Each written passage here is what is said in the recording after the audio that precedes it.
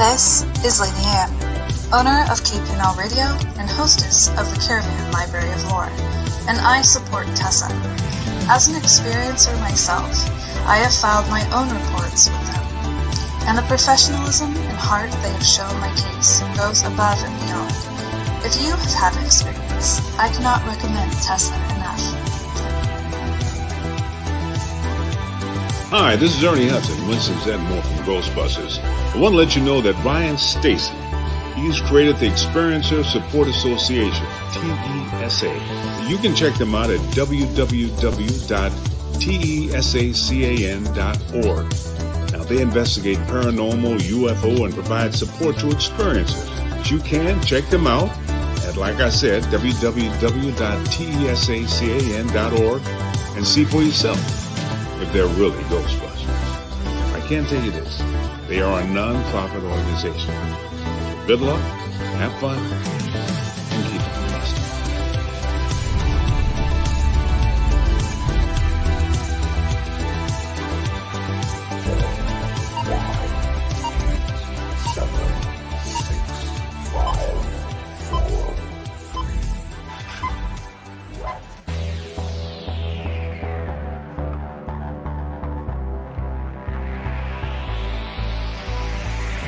Good evening. You are listening to Beyond the Tinfoil Hat, a podcast by the Experiencer Support Association. TESA is a UFO, paranormal, and paracryptid investigation association. We investigate everything belonging to the global phenomenon linked to highly strange and unexplained experiences. We also connect experiencers with other experiencers, creating a safe, positive environment to engage and discuss this phenomenon without judgment, criticism, or retribution.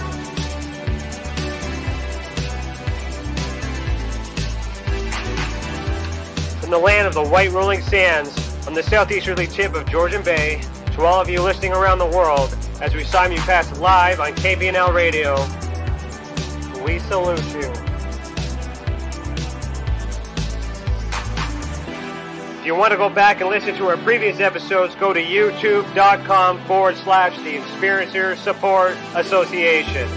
Do us a favor and hit that subscribe button and ring that bell to be instantly notified when we are live, not only for these episodes, but every single element TESA has to offer.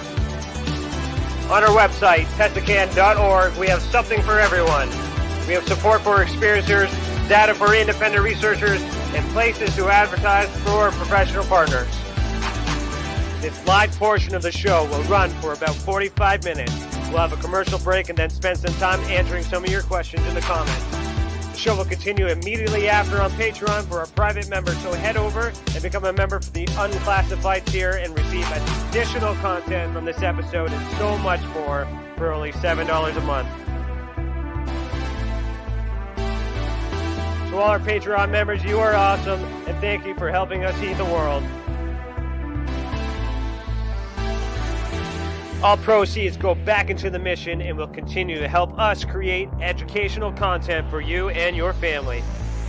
Become a member today by going to patreon.com/the Experiencer Support Association. Also, if you're joining us live on Facebook or Twitter, head over to our youtube.com/the Experiencer Support Association if you want comments read out in the chat.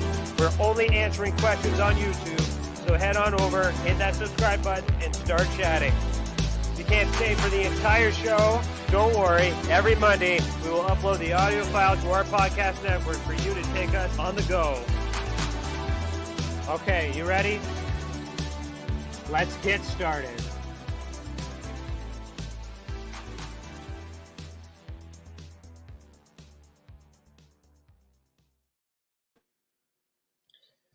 Hello, everybody. Today is Thursday, February 11th, 2021, and I, Ryan Stacy, am your host this evening. Our guest for Season 3, Episode 4 is Jon Majerowski. Jon works in information security by day and searches for the truth by night. Jon Majerowski, via Phenomenology, Ufology, and Hermetic Mysteries, studies the connection between consciousness and UFOs.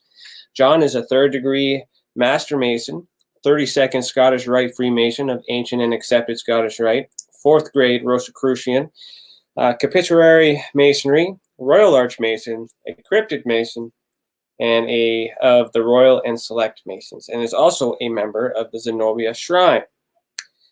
Jon, you can find Jon on Twitter, twitter.com/Jon Majerowski. That's JONMAJEROWSKI. And he has a YouTube channel called UFOs on the Level, which is the main reason why I brought him here, because that is a pretty wicked name, especially as a Freemason who understands that. So I'm representing that. So without further ado, welcome, brother.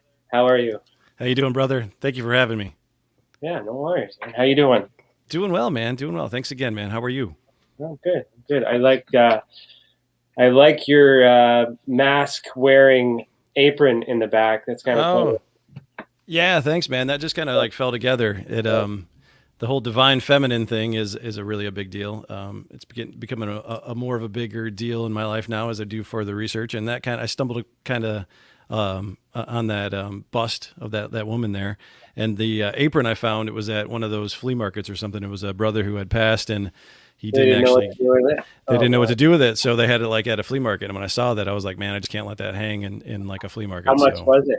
I think it was like, I think they wanted $10 or something, oh 10 or 15 my God. bucks. Yeah, I know, right? It's actually leather. You know, it might even be lambskin, believe it or not. I haven't checked it out, but it's from. The date underneath it is from like 1938, I think 39, something like that. So I had no idea. Yeah, so I grabbed it and I was like, man, I just can't let that do it. And I tried to find the family and the lodge, all that. The lodge doesn't exist anymore. The family, there's nobody left. So I was like, well, that's cool. And I just kind of tied it up, because of COVID. And yeah, no, it's all good. So for those listening for the first time or not having an idea of what we're talking about, those aprons are what we wear in lodge. I know we talked about masonry a couple times throughout the show, but that's what we wear, not to be confused with the silly hats from the Knights of Columbus. But so anyways, let's get right into it. So my first question I have for you today was how does someone who protects information for a living handle declassified and confidential information about UFOs? Would you not, be tempted to I guess not protect that? That's a really good question. I know. Yeah. So it's funny. There's a thing in information security called the CIA, which sounds funny, but it's not the government agency. It's the confidentiality, integrity, and availability of information systems. So that's kind of what I protect, right? So the confidentiality, availability, and that's kind of my job. I make sure that the bad guys don't get in, that the thing stays safe, and the systems are available when they need to be. So that's pretty much it in a nutshell. But yeah, no, that's a really good question. There's and I'm by no means the cream of the crop there. I mean, there's some guys out there, and especially government levels, that just do amazing jobs every day to protect very important assets from not only America, Canada, other countries as well. So those guys, hats off to them. But yeah, no, it's a really it's an interesting job. It changes every single day. There's something new every day. There's new attacks that never end. So yeah, it's interesting to see the world from both sides, right? Yeah, well, lots of responsibility too. So I guess, I don't know if you can say, but like, has anything, with those 3 letters UFO ever crossed your desk? No, not per se. No, I don't work for any government agency at all. I work for a private company, but no, not that I haven't done any looking.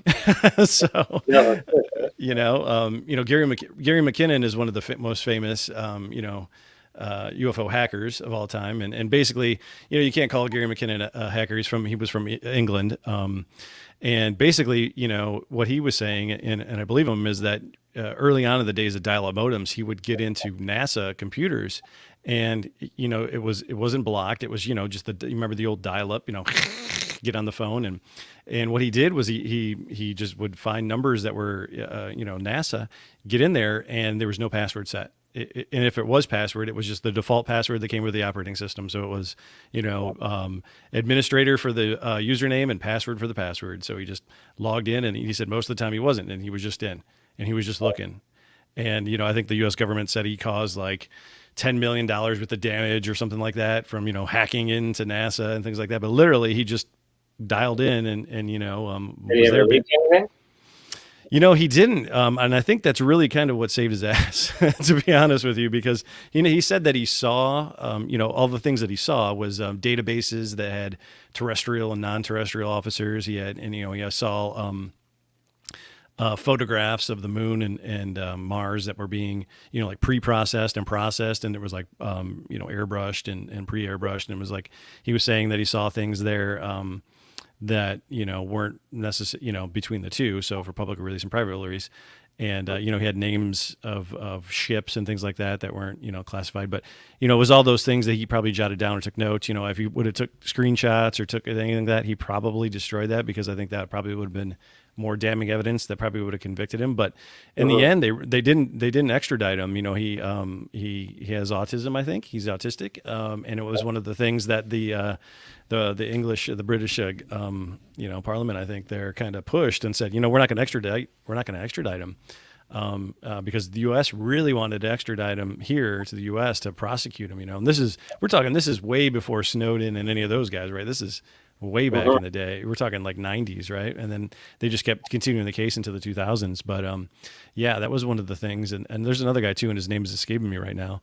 But there was another guy as well that kind of tried to do that, and they don't like that too much when you go after it like that. No, they wouldn't like that at all. I mean, I put pressure too on my side. I'm not so much of a hacker per se, but more of a twist the words around and take a legal eagle approach, I guess, in a sense of, can you confirm that this object was here on this date at this time? No, nothing exists. Oh, well, here's the evidence that proves it exists. Try again. And I've done that, and I'm actually currently doing that. And so it's kind of one of those, like, you give me the anticipated response, but I already have the evidence, and so far so good. So far so good. Because you're a private investigator, right? I mean, I just learned that about you, but you actually are a private investigator. I am every day. As the Masons say, try me, improve me. That's no, I definitely am. And I can't turn it off. And sometimes, it's the evidence, right? I just follow the leads, and that's the thing. So I don't know if as involved as I am, if UFO came across my desk, I don't know if I'd be able to keep my mouth shut. So, even if it does happen and you can't say it, good for you. No, I would be the first. I mean, I think I would be, because I've been so excited about it my whole life. I think I'd be the first one to be like, this is it, Yeah, no, for sure. So my next question, kind of still on topic. So for our listeners, could you explain Hermeticism?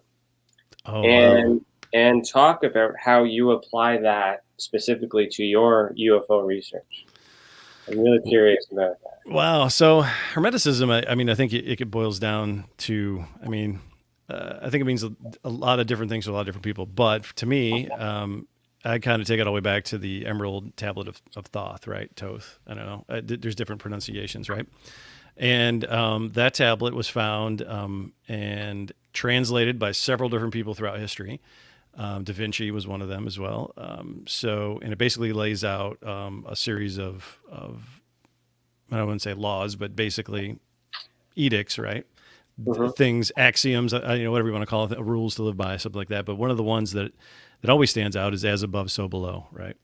So that's one of the ones that I really hold on to. And, Thoth, Toth, basically was a lot of people have speculated that he was, one of the Egyptian gods as well. There's, all these other things that he was just, was he alive? Was he really a thing? Did somebody just do this? And, has it just been a ploy throughout history? But I've seen the messages in the Emerald Tablet continued on throughout the most religious texts on the planet, and, different things, secret societies, other things like that as well. So, there is some truth to it, Carl Jung, I think there's a little bit of Jung in there too. If you get into a study of psychology, things like that. So there's a little bit of that kind of just all rolls together, in that. So I think that a lot of it is your connection to something, and know that you're not apart from it, that it's not something that's just there. It's not something that, that it's unilateral. It's you're experiencing it, and it's experiencing you at the same time. in a way that we can't really possibly fathom. I mean, if you think about that as above, so below, I mean, that can mean something different to everybody on the planet, but to me, I think that applies into, the study of UFOs, UFPs, UAPs or consciousness or everything. So that's kind of how I kind of gauge all of this and try to look at it from both sides, not just one sided all the time. No, that's good. No, like I the as above, so below is very like that duality, right? Right. Totally.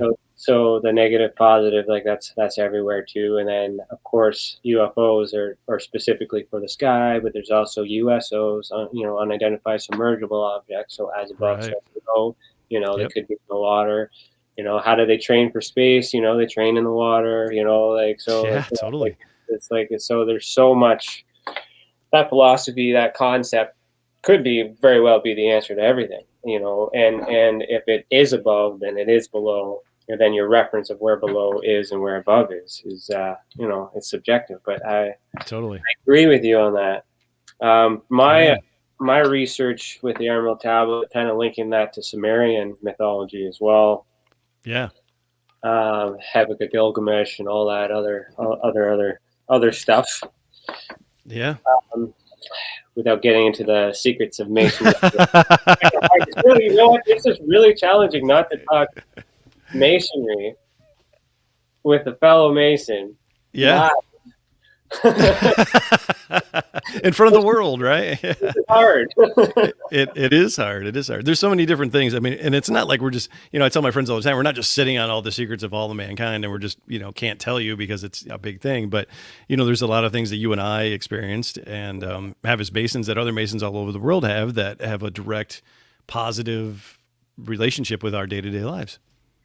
Yeah, no, I agree. And that's one of the reasons why I was drawn to you in particular when you mentioned your podcast is it a podcast or a radio? I basically just got a YouTube channel right now that I just, put up stuff. So yeah, I'm on Twitter. I'm on Twitter all the time talking stuff too, but yeah. UFOs on the level. So on the level is, you want to explain to everyone who's not a Mason what on the level means? Well, so that's one of the great things about Masonry. There's so many different, sayings and throughout that everybody uses on a daily basis. They have no idea that it relates to Masonry. You have on the level is one of them. So when you say to somebody, "Hey, man, it's on the level," what that means to somebody is basically, you can look at it from a non-Mason point of view is just that I'm being straight with you. It's just I'm being true. Both of us are equals standing here. There's no BS going on. We're on the level. So. That's kind of the way I thought about it when I created my YouTube channel. I was like, I just kind of want to be straight up, what's going on? Let's just figure it out, everybody together. There's no need for division. There's no need for your team or my team, but all of us should be on the same level and be on the same goal to try to figure this out, for everyone. We have to work together. And that's, and I know you've done some research on TESA as well. And that's totally. Like, exactly our philosophy too, and that could be why I gravitated towards it as well, because our mandate is to try to enhance the work of those who've already done stuff, and collect it and bring it all together. That's great on the level. So yeah. Forever wired in my brain now, so I might free advertisement like forever now. Oh, no, thanks, man. But it is a Masonic saying. There's other sayings too, and that happen every day. I mean, one of them, blackballed, is one of them. Blackballed is another one. You can look that one up. I don't know. I mean, it's pretty much out there. I don't think it's a secret that we have to hide. But what else is out there? I'm trying to think too. Yeah, there's a bunch, believe it or not. I think cable tow is one of them as well. I think, there's some other things out there. So how do you connect UFOs with consciousness? This is, I'm also interested in this because I researched this as well. Wow. So, and I really didn't start down this path until I really got into Jacques Vallée, Jacques Vallée's books. I don't know if I'm sure you're familiar with Jacques Vallée, and yeah, definitely. And then, the more as I studied and I learned more about, quantum field theory, quantum mechanics, things like that, both of those things started making more sense. Spooky interaction at a distance. That's what Einstein labeled it as. And from the experiments that they've been doing the past 10, 15 years, if not more. And then computers as well. So you got to remember, I'm a computer guy, right? Like I do IT for a living, information security. And then I started seeing what they were doing with quantum computers in the past 10 years. And it blew my mind. Like it's things in the computer world that shouldn't happen. It's a 1 and a 0 a lot of the times. And this is really nerdy, but when you get into programming things, 1 and a 0 binary is two different things. One is one unit of measurement and 0 is another. And a lot of those are happening right now. 1s and 0s are blowing through this whole podcast. We're talking, all over the internet, all over the world, and all these things are happening in the background. But the way quantum works and quantum computing works is that 1 can be a 0 and a 1 at the same time, and is a 1 and a 0 at the same time. So that just, to me, blows my mind. It's like, how does that even work? Like that, and it's really hard to wrap your head around when you try to think of it in the regular vernacular of computing, And then when I started doing more research into it, and then of course, on the side of researching in clandestine activities and space things, and I learned about 10 years ago or so that the Chinese actually launched a satellite that was a quantum computer, and it was a quantum communication. And I don't even know if this is public yet, but I mean, it could be. Look it up. It's probably out there now. But they basically had what they were trying to do is create a communication device satellite that was quantum based, that was unhackable. So because you can't hack it, you can't intercept the transmission of a quantum based system. It's basically unhackable. So they've had a working quantum computer in space now for 10 or 15 years. Interesting. I don't know if we do. I hope we do. But it's a real big deal. Also, to get back on the consciousness part, do you think a computer could ever be conscious, like artificial intelligence? Yeah, that's scary too, right? So then, so that just blurs the line. So then it just full circle right back to UFOs, right? So what if UFOs are just like a quantum conscious controlled vehicle or manifestation of something? What if it's just a device that interacts with and is driven by and maybe powered by consciousness? And if that's something that maybe a highly advanced version of AI could be technically conscious, then is it a living entity? Is the UFO itself a living being? We got to catch one. I'm sure we've caught some. Well, they need to disclose that, right? So that's the thing. There's so many possibilities. We study the people and the consciousness attachment to the phenomenon. We're finding in our research that it starts with contact, some ET or UFO sighting of some sort, and then as the years progress, not realizing the association that some psychic ability or conscious enhancement has been developed.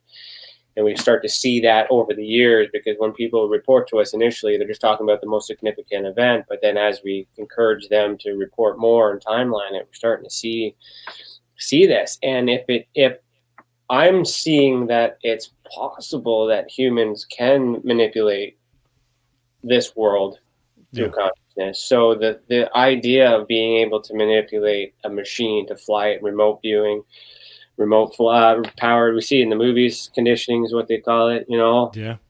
I would not be surprised if it exists. Mm-hmm. What makes me sleep at night is that the government has it and they're controlling it, so that way it's not in the bad hands that we know of. Possibly. Well, you're just prophesizing that the government's not bad hands. Well, you gotta be on the level, man. I'm just trying to play both sides here, man. I'm trying to play both sides. It's very easy to say the government is hiding stuff from us. They have to, right? Yeah, well, they do. Yeah. But I believe that the reason is the why. Why do they do it? Because A, we might panic. B, we might not understand. C, maybe just simply none of our business. It's No, and I really do think, I mean, this kind of goes back a big time too, to, when Tom DeLonge came out, and 2015, 16, 17, before TTSA, even he was doing some interviews, and, I think it was Jimmy Church, some other shows. And a lot of the stuff he was saying was that, a lot of the stuff he was told, I mean, he just basically shut down for 3 days and was like, I completely understand why there's like a handful of people in the world that are doing this so that you and I can sit here and have this talk, that our kids can go to a baseball game or a soccer game. We can go out and just, buy stuff on Amazon and live our lives. There's a real scary part of all this that they're protecting us from, or helping us, trying to do this. And honestly believe that through all my research and all the things I've seen, it's not all roses out there. None of it is. Have you ever had an experience? I have. Let's talk about that. Yeah. Well, let's see. I've had a couple. So I joke around about this, and I say this a lot because, this is kind of a common experience. Jay from Project Unity, a good friend of mine, he's got a channel as well. I think he's, thanks, Jay. He's chatting right now, but Jay, yeah, definitely. So Jay, has had the kind of experience with the orange orbs, right? And I've heard this from a lot of different people too. Orange orbs, like you think of a basketball, but maybe twice as big, or, different sizes. And I always joke around and say it's the gateway drug to UFOs, right? Like the first time you see is an orange orb. And like you said, once you have that experience, you start to have other experiences, like different experiences. We have lots of orange orbs actually reported to us on our website. Do you? Yeah. So my experience was probably about 2 years ago now. I was driving with my wife, or coming over a river near my house here, and it was sleeting sideways. It was near Thanksgiving, November, sleeting sideways, pretty crappy out, real, just kind of taking it easy driving.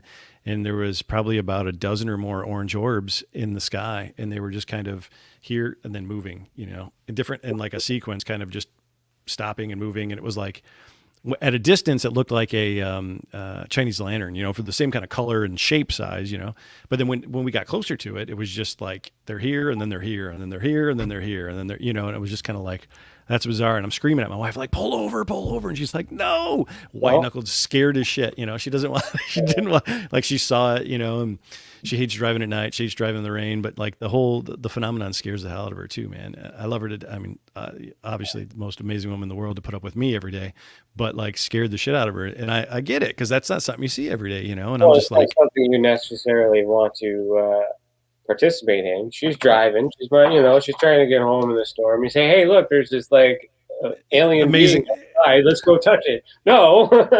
Yeah, just go. Yeah. Get home, because it's amazing though, because she immediately started putting rationalities together. Like, it's close to Christmas, they're Christmas lights. And I'm like, it's the river. Who's hanging Christmas lights at 200 feet in the air? But like, so just all of these things that your brain automatically tries to go to, and it, totally was not it. You've obviously investigated yourself. You've gone through the rational and logic behind it. Have you ever submitted it to anyone to be, as a second opinion, I suppose?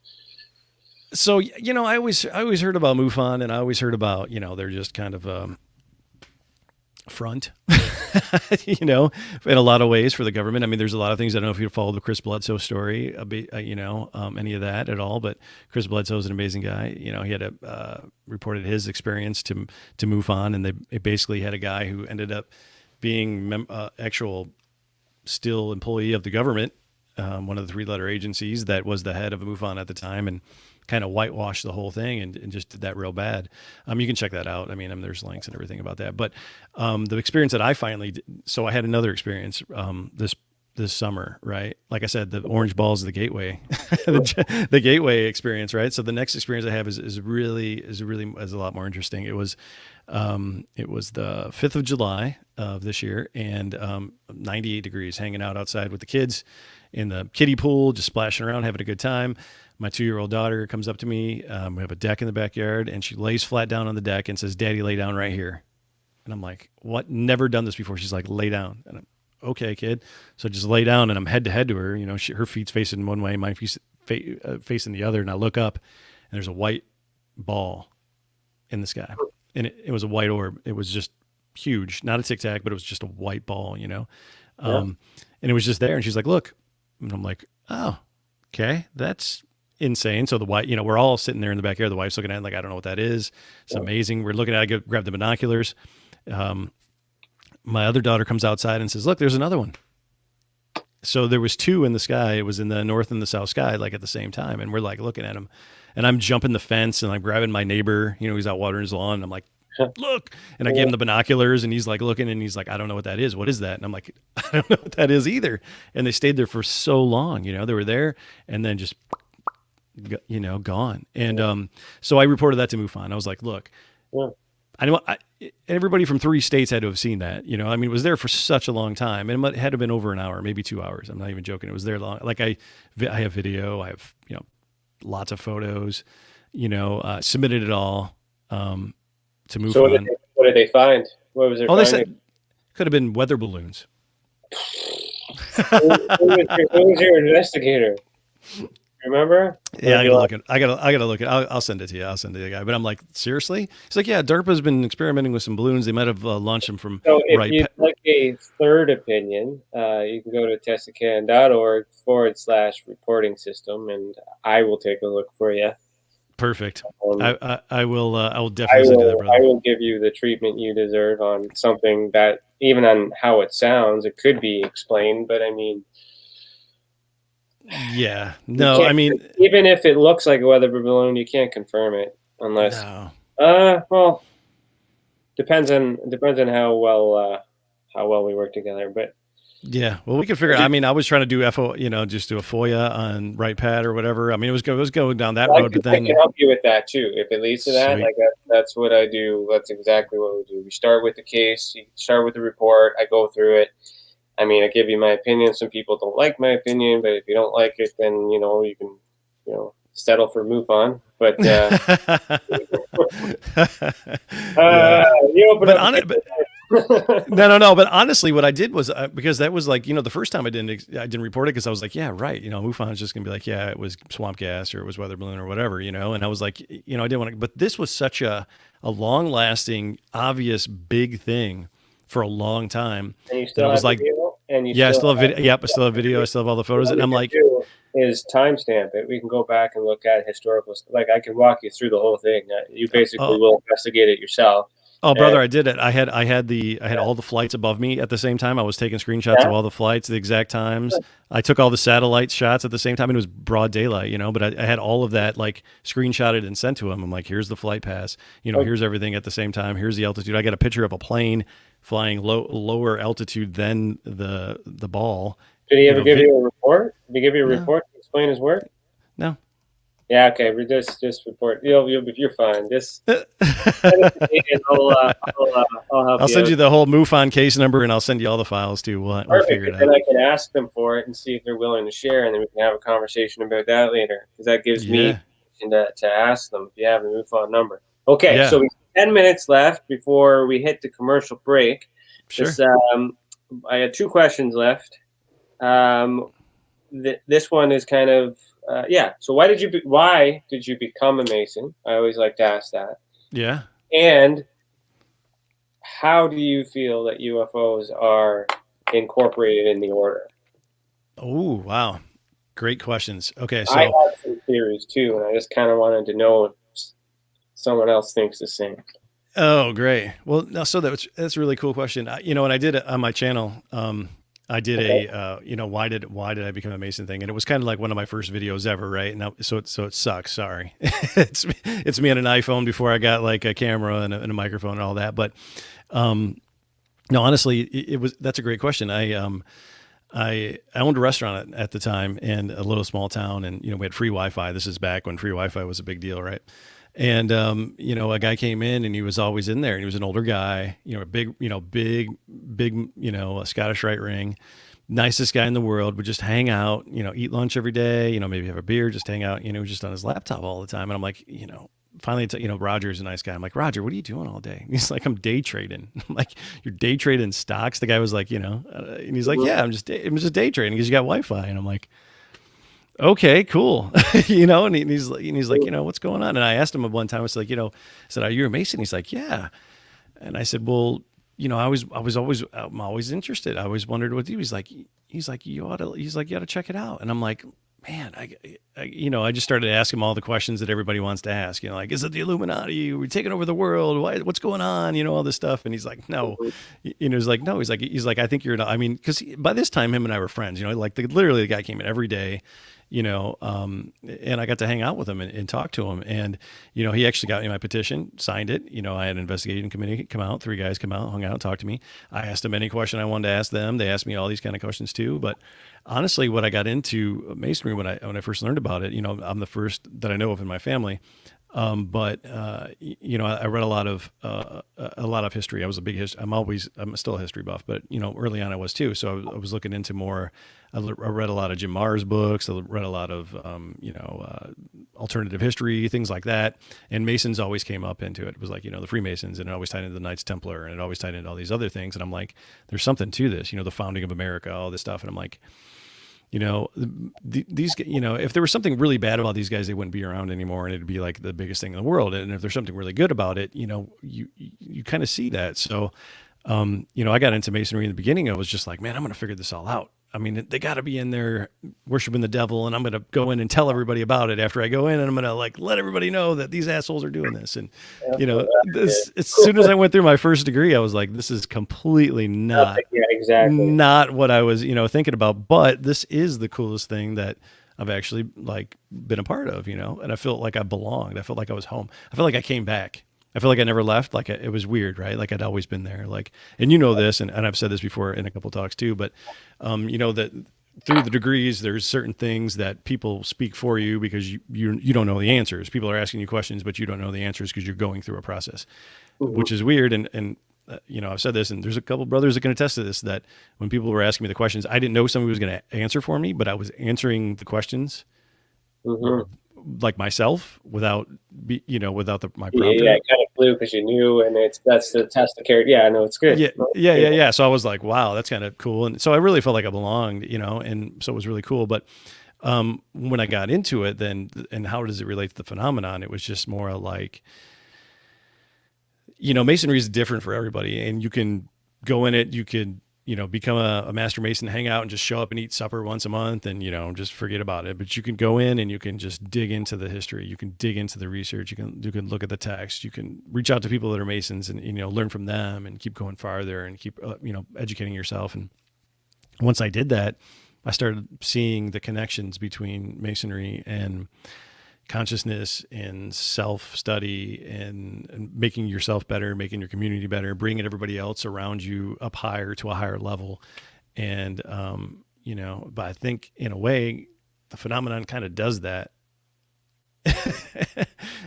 for some people, right? And there's obviously the bad part of it too. And I'm not going to discourage that at all. There's some bad shit that goes along, but in the most part, it's trying to bring everybody up, and, that's kind of what Masonry does. So to me, that's where I drew those connections to where, those two things are, codependent. And I do believe that in our fraternity as well, that, if we did need to keep a secret and it was for the betterment of humanity as a whole, that we could do that as Masons.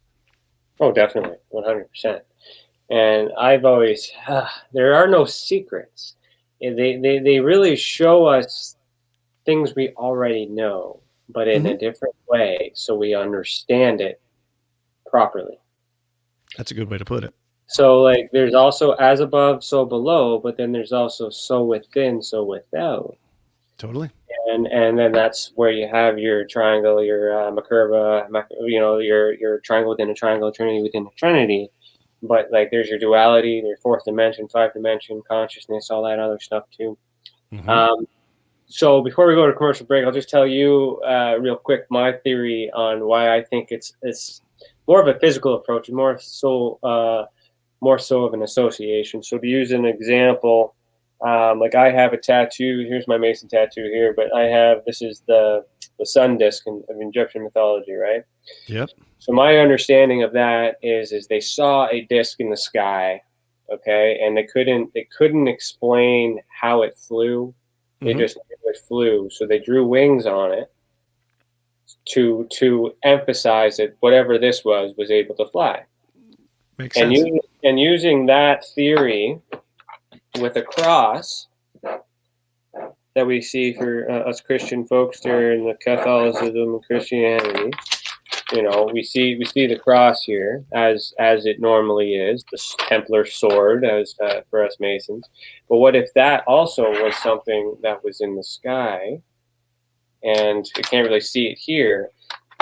To compare that would be to being directly underneath an airplane. So when an airplane goes overhead, it looks like a cross. So what if back in that day, you know, these are things that they saw?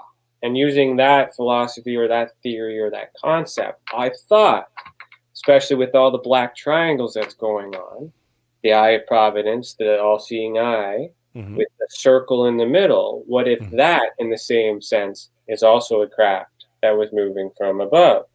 And the circle in the center is not the eye, it's whatever, the suction cup, whatever those UFOs are doing, the light, right? So it's kind of hard to see on video, but you know, so you just change your perspective, because the cross, as we look at it like this, looks like a cross as it's been shown, as it's been worn. But if you look up at it and see the same thing, right? You're looking up to the sky, as you said, you saw your orb. When you're looking up at an orb, it's a circle. If you were primitive and you didn't know how to put that in words, but you saw a bird and you knew that the wings is what made that bird fly, you would make that association when you carve it. Totally. So that's where I'm drawing my theory from. And if that's possible, this is possible, and therefore I think that is like a craft with a sludge. And well, you know, as you know, as being a Mason, that symbols mean a lot, right? Oh yeah. You could say you can say a lot in words. You know, picture's worth 1,000 words, right? Well, a symbol is something that represents volumes of text that you couldn't even understand, but then it's so ingrained in your subconscious that through millennia you could see a cross and understand what it means. You could see a circle, you could see wings and understand what that means, right? So all of those things. Back to the beginning, Masonry is the oldest thing that we know that exists that can go back. It's just we have access to the information, but we can't comprehend it yet because there's so many levels. Even like first and second and third degree, that was great. But then as you've gone, just like myself, the 32nd, right? Do you remember all the handshakes and passwords for all 32 degrees? Nope. No. You might be like, hey, you know, what's this before we get in? Otherwise, we're getting the old despair there. But anyways, we're gonna head to commercial break. So I'm gonna give you guys a little spiel here, and we're gonna play the commercial. And then when we come back, we're going to read questions that you guys have been asking in the YouTube comments. If you're not on YouTube, head over to YouTube now YouTube.com/the Experience Support Association. Get your questions in. And so I'm gonna read this little spiel for you. Just trying to time my stuff here. Okay, one second. Oh, you're good. All right, so we'll pause right here, but we will continue after a message from our professional partners. Also, if you're listening to this live on KPNL Radio or a future podcast, head over to youtube.com/the Experience Support Association to see the videos that go with the audio. Remember, we are listening to Beyond the Tinfoil Hat, podcast by the Experience Support Association, and we'll be right back. Ryan is one of Canada's leading new UFO investigators. He conducts and oversees UFO investigations on a constant basis and was really taken by his research. He's compiled a tremendous amount of data regarding UFOs in Canada. And just as interesting, he really goes over how UFO investigations are done and what are some of the mistakes that people make when they submit evidence. Note for starters, don't edit your videos or photos before you send them.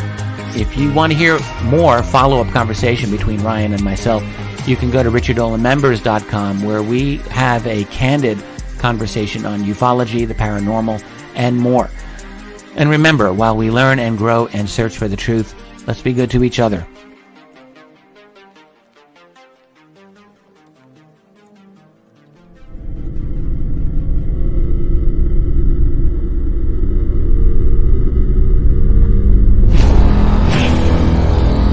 The same thing that draws aliens to our planet is the same thing that draws us to others. Exploration, curiosity, sustainability of life. That's why we go. It would make sense as to why they're visiting here.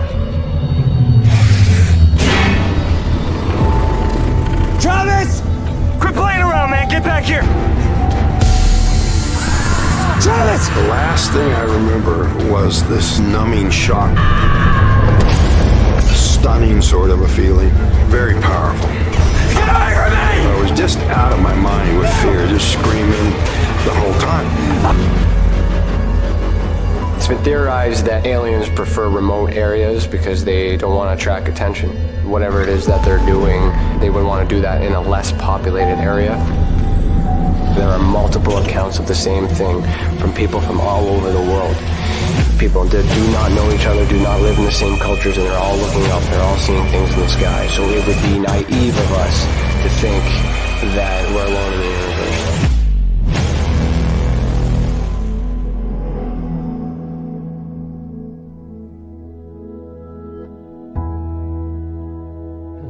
My mission is to assist and help those experiencing this phenomenon in such a way that they're able to continue and live with it, and also in a way that it can be measured, quantified, and reinforced within today's society, so that way it can be accepted and no longer viewed in a negative way.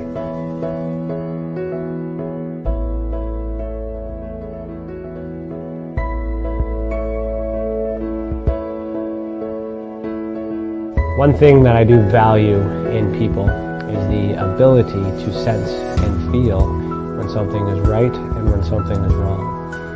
That is a natural ability that we all share. Now, when we combine that with the paranormal and ufological abductions or visits, I have the sensation that these abilities are connected. Not everyone can sense, not everyone can feel. However, those who can are typically connected with something that we cannot explain.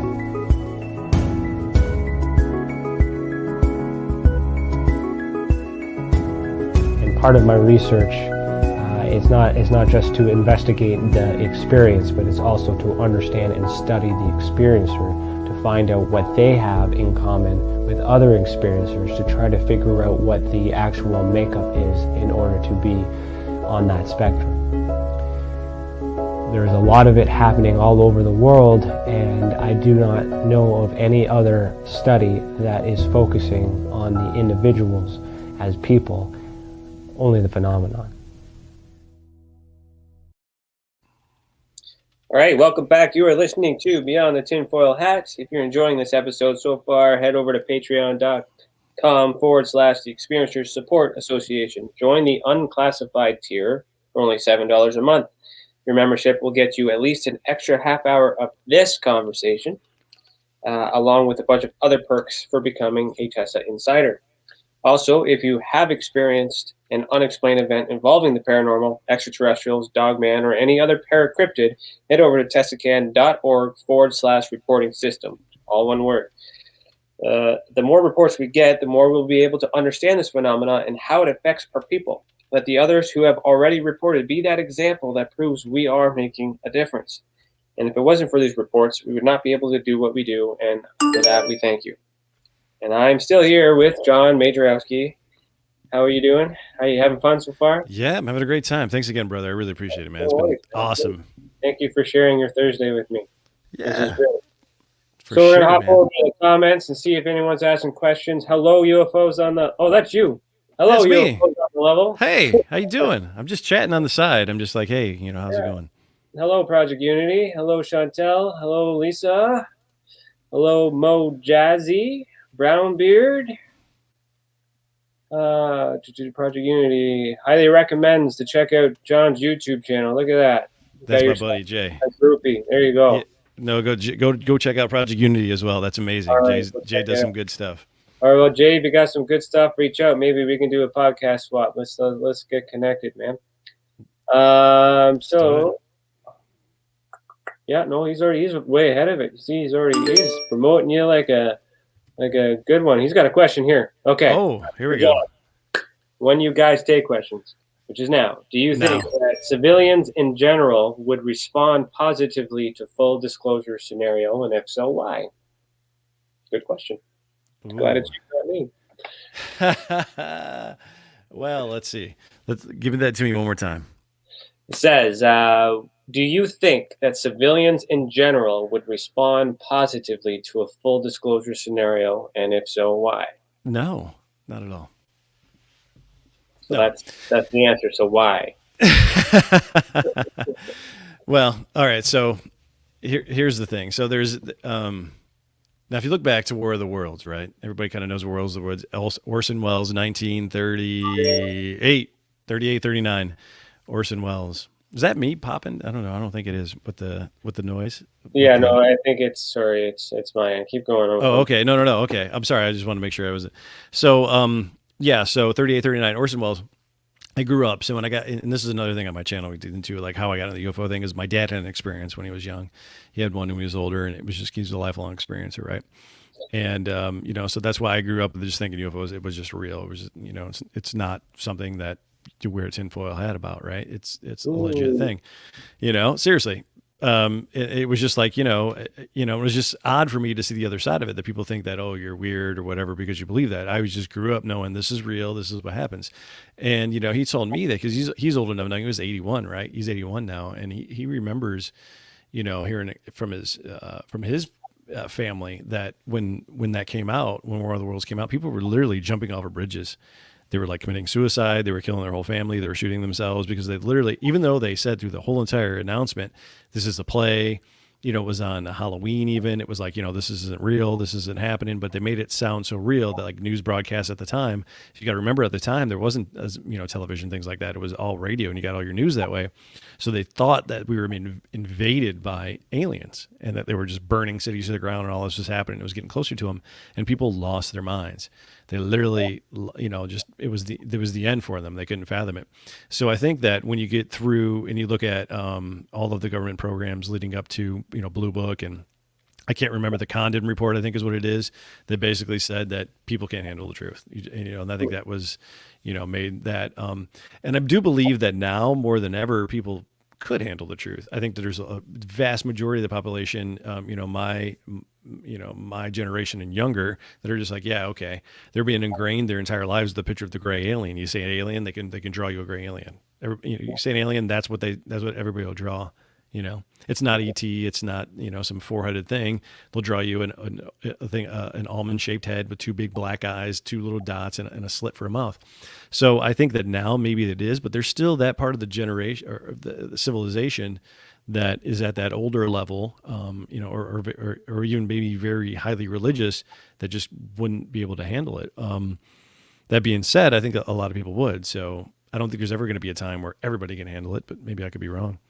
Well, we got to get to a point where majority can handle it, and then then you calculate your risk and all that other stuff. It'll happen eventually. Oh yeah, hopefully in my lifetime. Yeah, I hope so too. I hope in mine.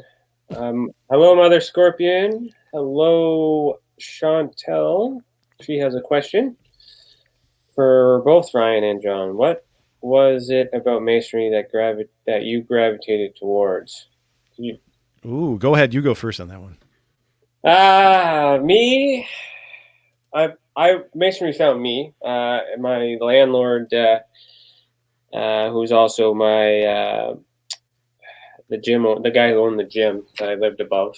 I was always intrigued by the signs and symbols. For some reason, I could always spot a square and compass in the middle of nowhere. And I would take pictures of it, and I would post it, and I would comment, and wondering what was inside this inside this building. Mm-hmm. And I used to do that on the side, and I did it so often that my actual landlord approached me when I went to head into the gym and said, "So how long you been a Mason?" I was like, "What?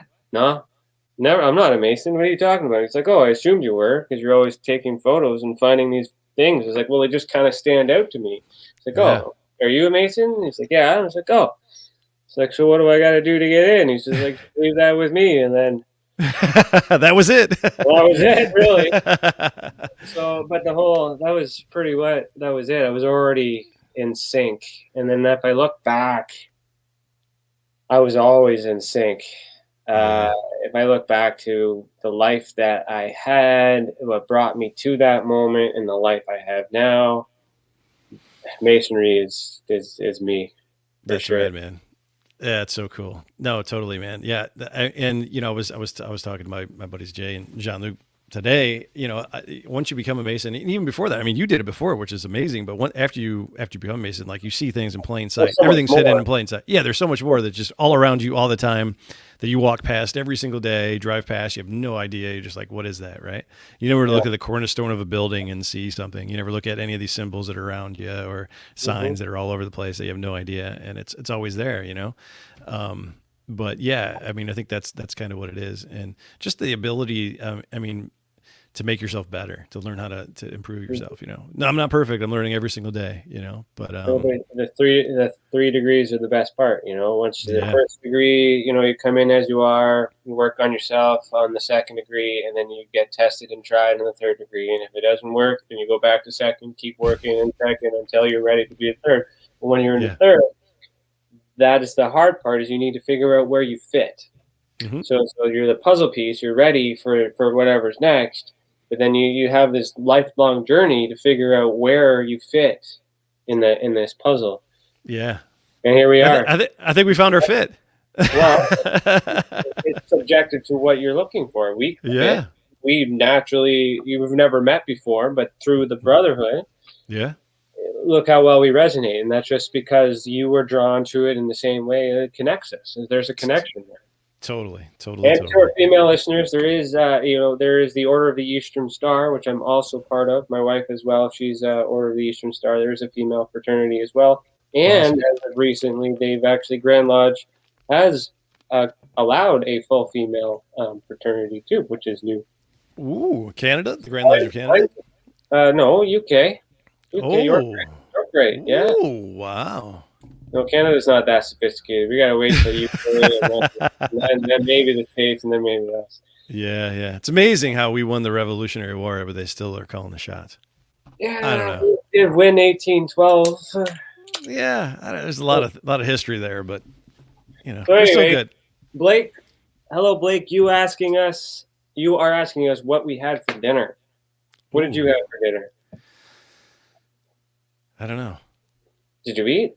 Yeah, I think I did. I can't remember what I had for dinner. I had shrimp. pizza. I think I had shrimp. Sure, nice. I did. Nice. And let's see here. Hello, Kate. Thank you for joining us. Facebook users and alike, you got to head over to YouTube if you want us to say hello to you.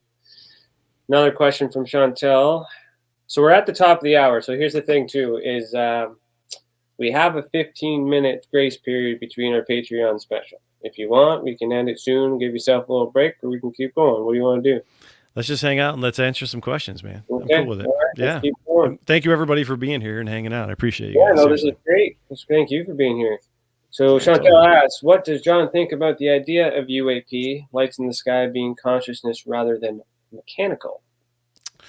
Ooh, so I think there's a dual component to there. I think that there's, it's not just one thing. And I always get hung up in this, right? I don't know if CE5 is a big deal, trying to call crafts in or, call things in.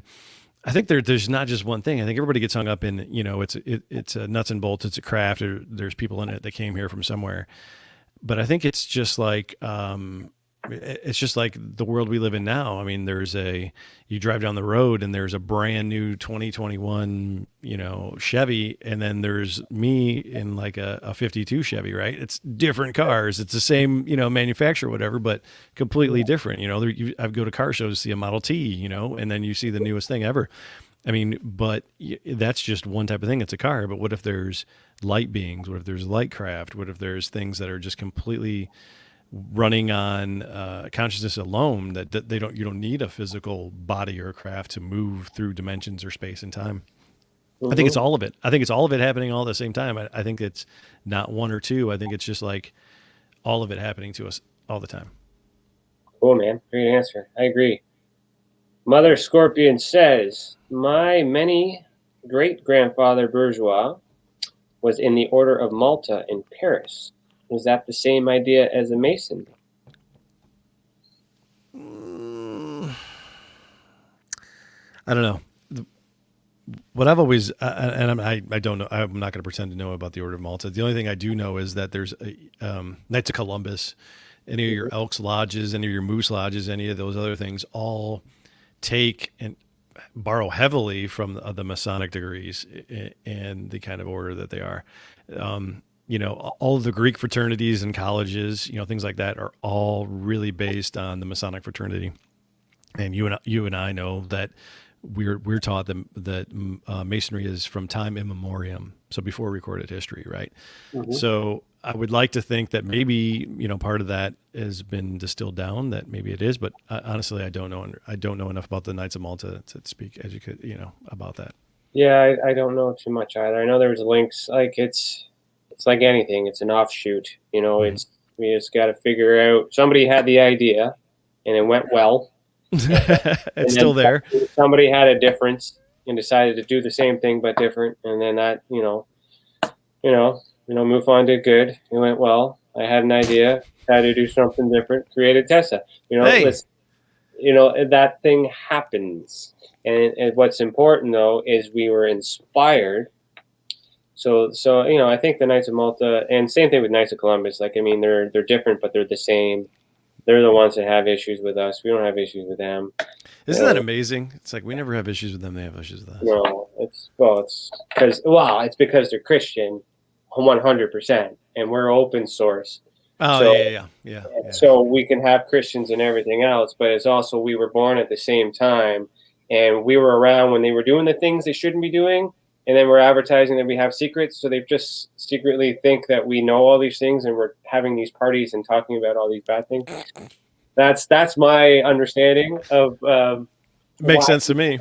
They think we're,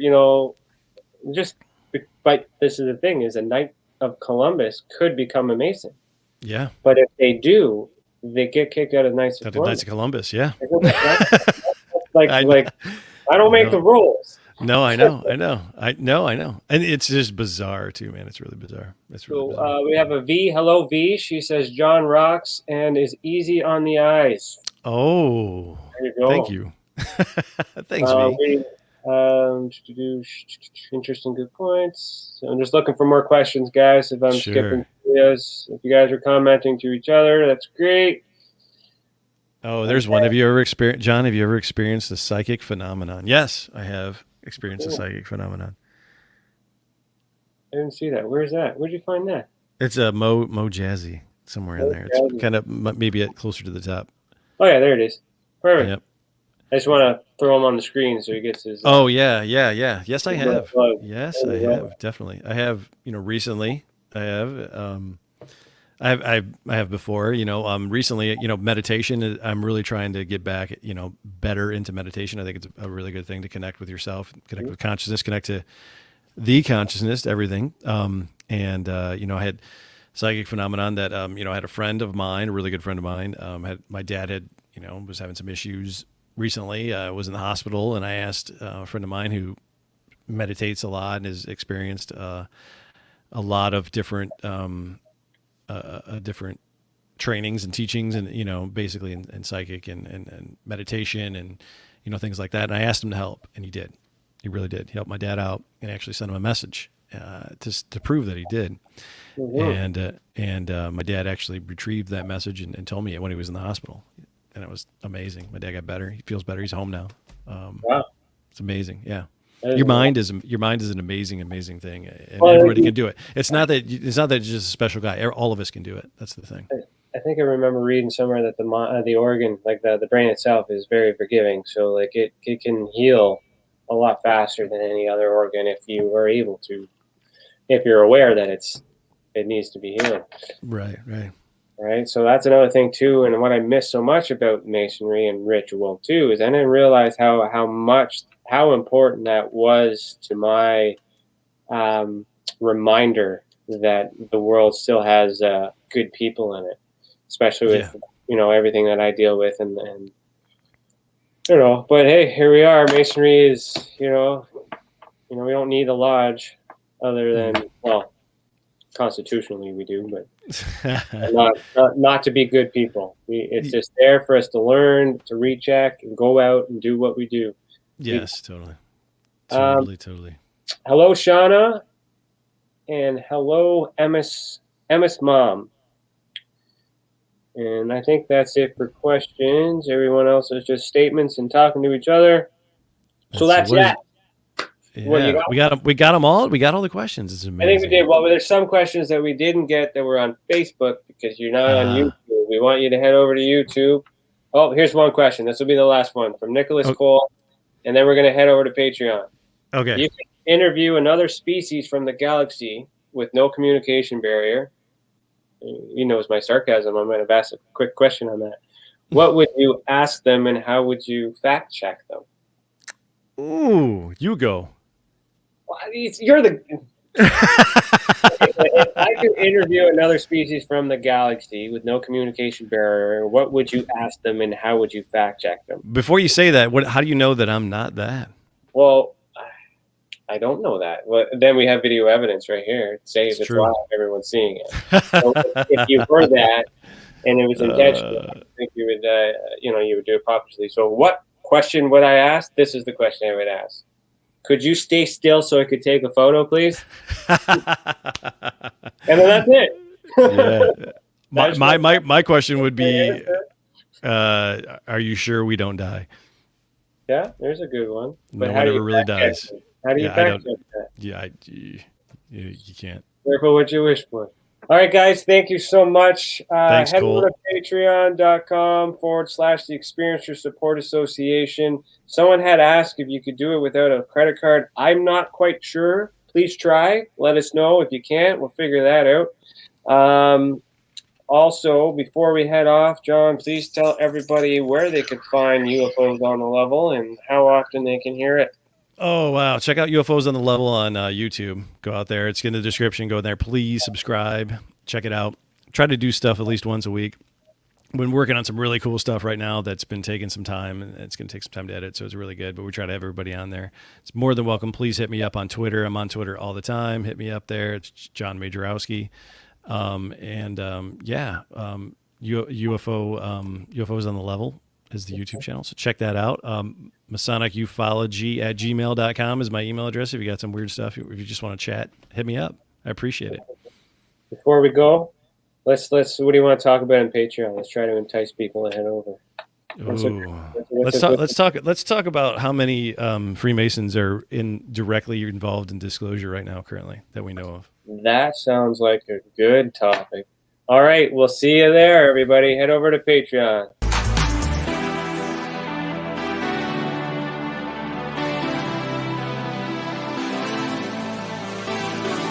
Tonight's episode was brought to you by the Paranormal Hangar, the official merchandising store of the Experiencer Support Association. Head over to theparanormalhangar.com and browse our inventory. We have branded mugs, mouse pads, tote bags, and so much more. All proceeds go back into the organization, and if you are a Patreon member, you will get a discount code for all of your purchases. Remember, this conversation isn't over, just the free version. We'll dive even deeper on patreon.com/the Experiencer Support Association. Thanks for listening. Keep your eyes in the sky and say it with me. Heed the world. Good night, everybody.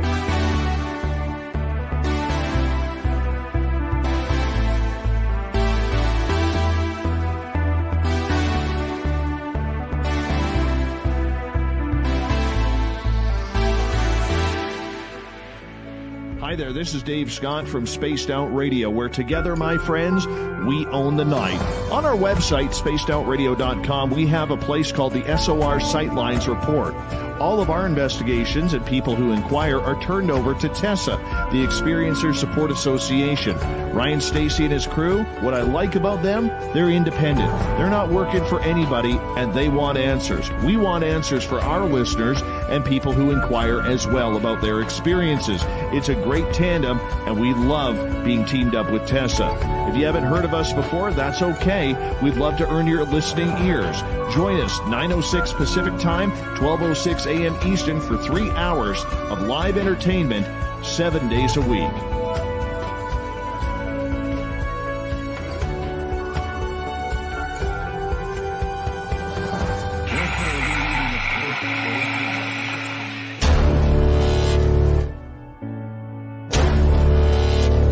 We are the ones in the dark. We are the first on the scene. we are the last to leave. We will counsel you. We will comfort you. We will save your life.